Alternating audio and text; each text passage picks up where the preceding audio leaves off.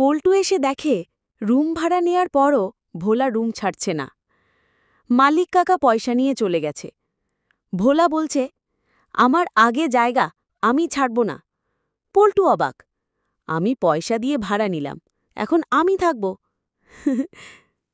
ভোলা বিছানার উপরে বসে আছে, পল্টু মেঝেতে শুয়ে আছে। দুইজন ঝগড়া শুরু করে কে ফ্যানের নিচে শোবে তা নিয়ে। রিনা এসে দেখে, হাসতে হাসতে বলছে, থোমাদিরই ঝামেলা কবে শেষ হবে? রিনা পানি দিতে গিয়ে পানি ঢেসে ফেলে, পল্টু ভিজে যায়।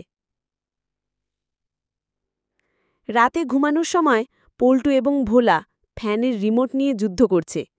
কেউ ফ্যান স্পিড বাড়ায়, কেউ কমায়। হঠাৎ করে বিদ্যুৎ চলে যায়, দুইজন অন্ধকারে গিয়ে ধাক্কা খায়। মালিক কাকা এসে চিৎকার করছে, বিদ্যুৎ বিল কে দেবে? ভোলা বলে, পল্টু দেবে। পল্টু বলে, ভোলা দেবে। সকালবেলা দুইজন একসাথে বাথরুমে যাওয়ার জন্য দৌড়ায়, দরজায় আটকে যায়। হঠাৎ সিকিউরিটি দাদা এসে দেখে অবস্থা, হাসতে হাসতে ভিডিও করতে থাকে। পাশের বাসার বাচ্চারা দেখে হাসতে থাকে। রিনা এসে পানি দেয়, দুজনেই মাথায় ঢেলে ফ্রেশ হয়। পল্টু আর ভোলা ঠিক করে ভাগ করে থাকবে। বিছানা আলাদা করে দুই ভাগে দড়ি দিয়ে ভাগ করে। ভোলা পল্টুর ভাগে হাফ পা ঢুকিয়ে ঘুমাচ্ছে। পল্টু রাগে তার পায়ে তেল মাখিয়ে দেয়। ভোলা মাটিতে পিছলে পড়ে।